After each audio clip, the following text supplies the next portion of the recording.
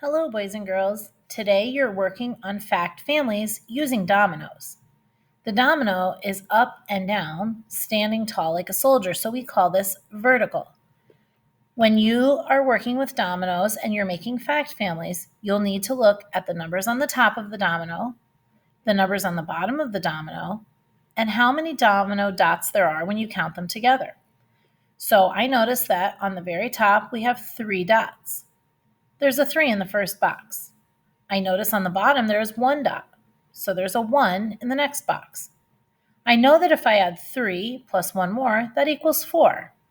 So there are 4 dots. What you'll need to do is take these 3 numbers and make the fact family.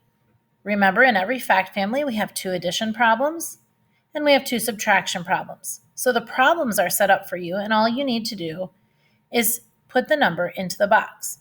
So let's start with the first one. We know that we can only use a 3, a 1, and a 4. So I'm going to start with 3. I'm going to add 1 more, and that will give me the answer of 4.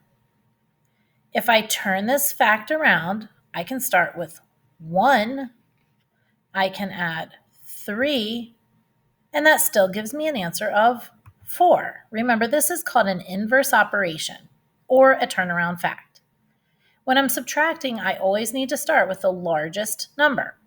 I know that the largest number is 4, so I'm going to put 4 at the beginning of my subtraction problem. I'm going to do it on the other one just so that it sets my problem up to help me out. I can then use only 4, 1, or 3, but my 4 is already used. What can I take away from the 4? I'm going to start with the 3, just because that was the first number in my line of numbers. So 4 minus 3 equals 1. Now I'm turning this around, but in subtraction it looks a little different.